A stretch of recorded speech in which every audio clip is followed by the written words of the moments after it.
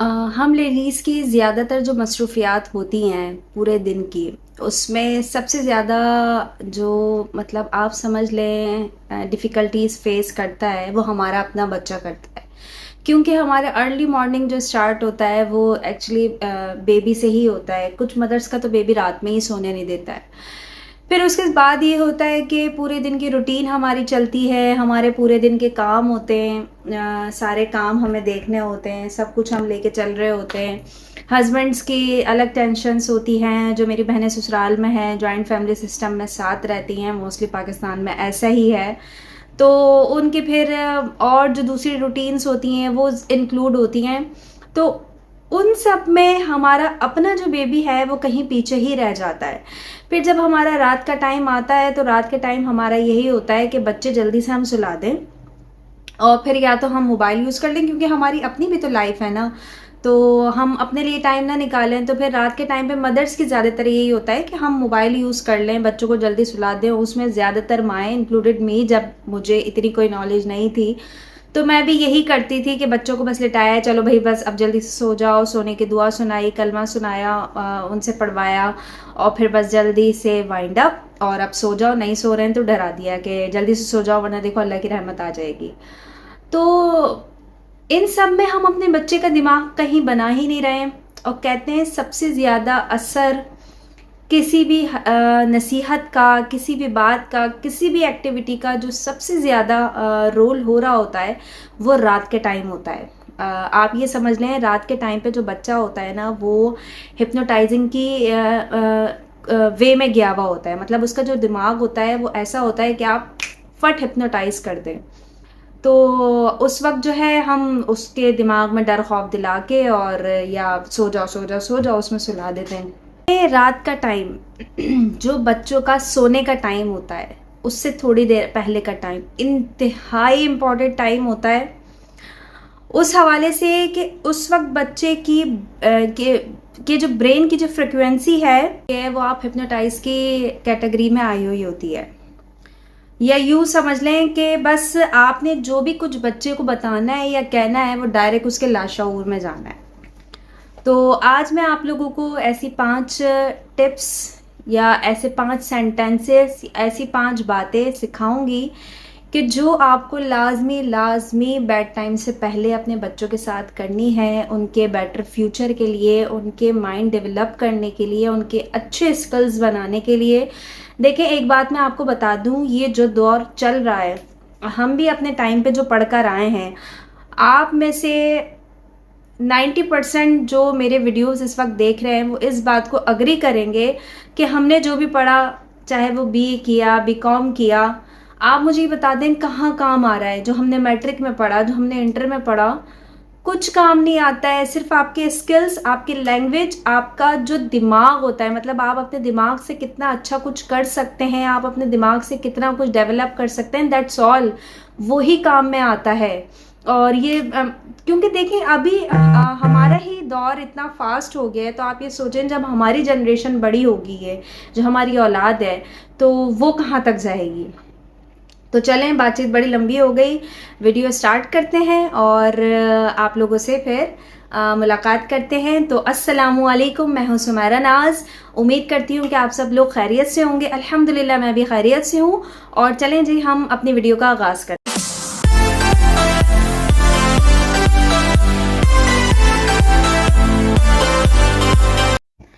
तो सबसे पहला जो हमारा पॉइंट आता है या हमारी बात आती है बेबीज़ के साथ, वो आता है कि आप जब भी रात में लेटें तो सबसे पहले बच्चों को इनकरेज करें कि चलें बेटा आप मुझसे कोई भी सवाल करें। और it's not only for one day, ये आपने रूटीन में अपनी ऐड करना है। देखें, सवाल करने से हमेशा हमेशा हौसले बढ़ते हैं।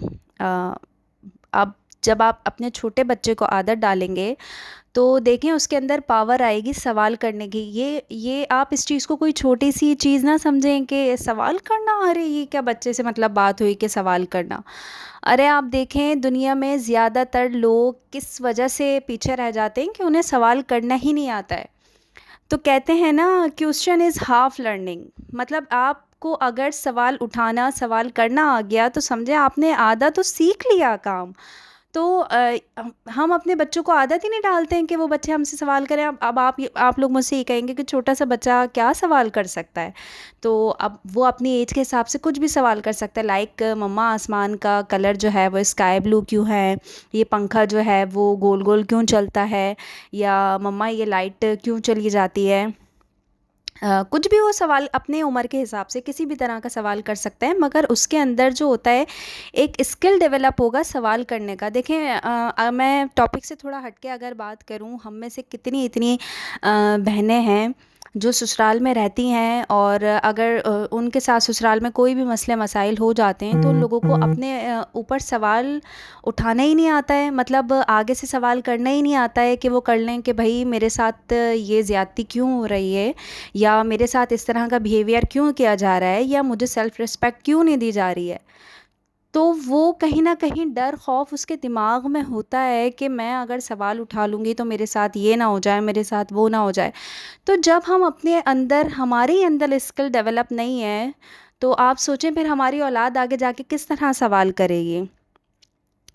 और फिर बच्चे के को भी ये पता होगा कि भई मेरी मम्मा रोज़ रात में मुझसे सवाल करती हैं, तो वो पहले से ही अपना माइंड प्लान करके रखेगा कि मुझे आज मेरी मम्मा से क्या सवाल करना है। मतलब आप ये देखें कि आप अपने बच्चे के माइंड को शार्पनेस कितना प्रोवाइड कर रहे हो, कि वो उस चीज़ की पहले से ही प्लानिंग स्टार्ट कर देगा कि आज मैंने मम्मा से क्या सवाल करना है। इस तरह करके ये उस बच्चे के अंदर एबिलिटी डेवलप होती रहेगी, और वो क्वेश्चनिंग क्वेश्चनिंग क्वेश्चनिंग बहुत अच्छी ये एक एक्टिविटी है। और आप यकीन करें, इससे बहुत अच्छा जो है ना बच्चे के बिहेवियर में चेंजेस आते हैं। तो लाज़मी आप रोज़ जो है वो अपने बच्चे से ये वाला सवाल लाज़मी करें। सेकंड, आप अपने बच्चे से लाज़मी रोज़ ये पूछें कि आज आपके दिन भर की एक्टिविटी में ऐसी क्या बात है, या ऐसी क्या चीज़ है जो इम्पोर्टेंट है आपके लिए और न्यू है आपके लिए और आपने मुझे बताई नहीं है।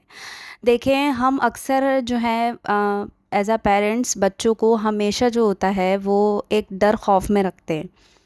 तो उस डर खौफ में बच्चा अक्सर हमसे जो कुछ ज़रूरी बातें भी होती हैं वो कहना बताना इस उसमें पीछे रह जाता है कि अगर मैं मम्मा को बताऊंगा तो मम्मा मुझे डांटेंगी। तो इस चीज़ में बच्चा जो होता है वो आपके सामने खुल के अपने एक्सप्रेशंस शो ही नहीं कर पा रहा होता है।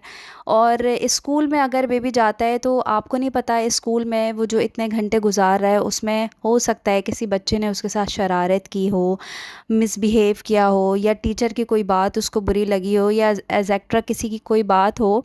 तो वो आपको इसलिए ना बता रहा हो, या आपके आपके साथ इसलिए शेयर ना कर रहा हो कि यार मम्मा मुझे डांटेंगी। तो वो जो एक डर और ख़ौफ़ है जो इस एबिलिटी को रिड्यूस कर रहा है, तो वो चीज़ आप अपने बच्चे के अंदर से ख़त्म करवाएं रोज़ रात में ये सवाल करके कि दिन भर की कोई एक्टिविटी या कोई चीज़ जो आपने मुझे ना बताई हो तो बेटा आप मुझे बताएं। इससे आप अपने बच्चे का एतमाद हासिल कर रहे हैं। आप उसके जो होता है ना ब्रेन पे कंट्रोल लाने की एक ये बहुत अच्छी टेक्निक है, कि इस तरह जो होता है ना आप बच्चे का एतमाद जीत लेंगे कि बच्चा जो है वो आपसे शेयर करेगा बग़ैर किसी झिझक के साथ या इस घबराहट के साथ कि मेरी मम्मा क्या कहेंगी। अक्सर 10 ऐसी बातें होती हैं जो फिर जो बच्चे मतलब बताते भी नहीं हैं, और माँओं को पता ही नहीं चलता है।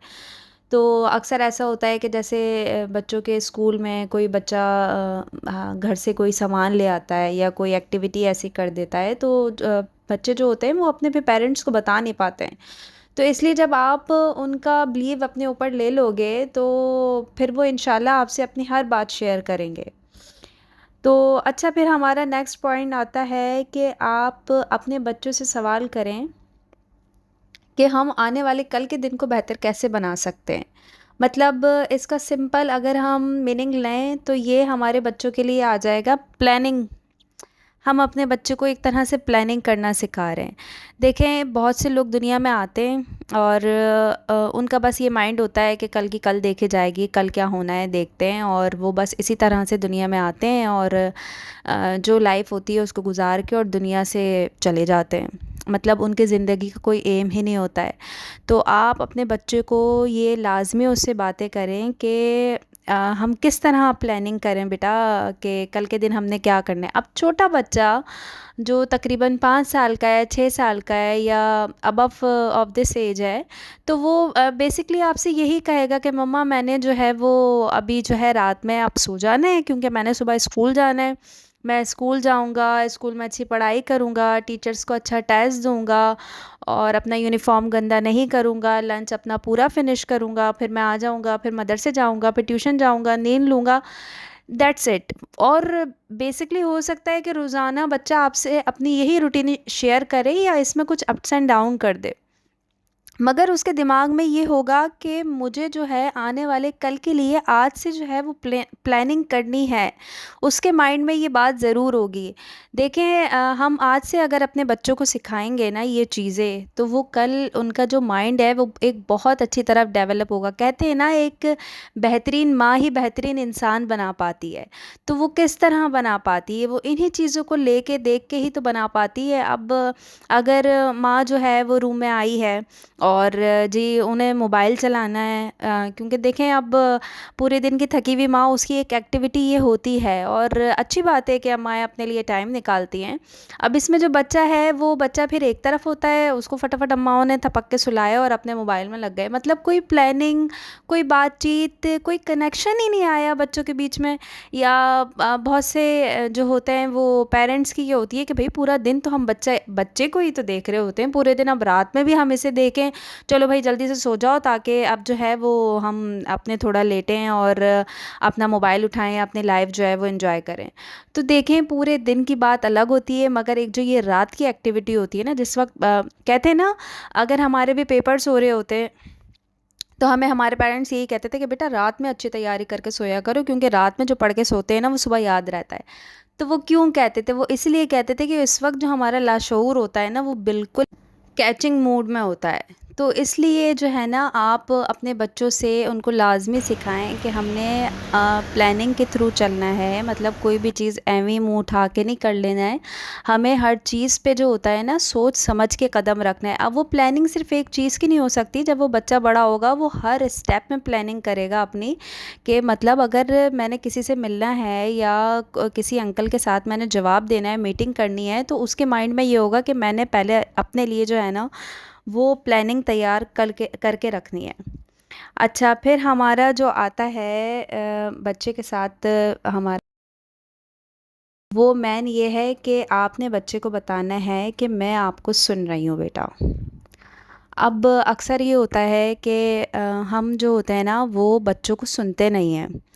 अक्सर तो ये हो जाता है, अगर आप लोग इस मेरी बात से एग्री करें, कि कुछ बच्चों में बोलने की बहुत आदत होती है और कुछ क्या छोटे जो मासूम बच्चे होते हैं वो उनके पास और कुछ है नहीं, वो आपसे जो है ना वो बातें बहुत करते हैं। तो अक्सर जो होता है ना, जो घर के फैमिली मेम्बर्स होते हैं जॉइंट फैमिली में, वो ये कह देते हैं अल्लाह किस कदर बोलती है भाई, इसको थोड़ा मैनर सिखाओ, बहुत ज़्यादा ही बोलती है, दिमाग खा जाती है। तो आप यकीन करें, यही जो होते हैं ना बच्चे, वो बहुत डेवलपिंग प्रोसेस वाले बच्चे होते हैं जिनके अंदर ये सलाहियतें मौजूद होती हैं। वरना पता है आपको, जो बच्चे मतलब इतने ज़्यादा क्वेश्चंस नहीं करते हैं और इतना नहीं बोलते हैं, वो डम बच्चे कहलाते हैं। और फिर इस तरह बच्चे जो होते हैं ना वो एहसास कमतरी का शिकार होते होते कुछ बच्चे ऑटिज़म में चले जाते हैं। तो ये बहुत अच्छी कैटेगरी है कि अगर बच्चे बोलते हैं, बात करते हैं, सवाल करते हैं, तो आप उनको ये बताएं कि बेटा मैं आपको सुन रही हूँ, आपने मुझसे जो बात करनी है, जो है आप कर सकते हैं, आपकी मम्मा हाजिर हैं। और कोशिश करेंगे बैड टाइमिंग में, ये जिस जिस वक्त ये सारी बातें हो रही हों, आप उस वक्त जो है ना मोबाइल को एक साइड में रख के और बच्चे से बिल्कुल अपनी बॉन्डिंग कनेक्शन जो है ना वो एक तरह से स्ट्रॉन्ग बना के और बात करें। आप यकीन करें, ये अभी मैं आपको वॉइस में बता रही हूँ, समझा रही हूँ, थोड़ा हमारा टॉपिक हट भी रहा है, फिर एंगेज हो रहा है, तो ये इसलिए जो है वो हमारी मतलब बातचीत ज़्यादा हो गई है। मगर अगर आप अपने बच्चे के साथ रात में ये रूटीन लेके बैठेंगे ना, जिस वक्त लेटते वक्त बात करेंगे, मुश्किल से मैं आपको बता दूं, आपको 7-8 मिनट भी नहीं रखने हैं, मगर वो 7-8 मिनट आपके रेगुलर के आपके बच्चों पे इतना कोई गुड इम्पैक्ट डालेंगे ना कि आपकी सोच है। और अपने बच्चों से जो है ना वो प्यार मोहब्बत का इज़हार करते रहें, उन्हें कॉन्फिडेंट दिलाते रहें कि बेटा I love you the most. आप एक मेरे लिए अल्लाह की तरफ से एक बहुत खूबसूरत नेमत हैं, एक बहुत खूबसूरत। और मम्मा जो है वो आपसे बहुत ज़्यादा प्यार करती हैं, और मतलब आप उसको ये कॉन्फिडेंट दिलाएंगे अपनी प्यार मोहब्बत का, तो उसके अंदर जो होता है वो स्किल्स और ज़्यादा डेवलप होंगे। वो हर काम में कॉन्फिडेंट रहेगा कि नहीं, पीछे मेरे मम्मा पापा का बैक सपोर्ट है।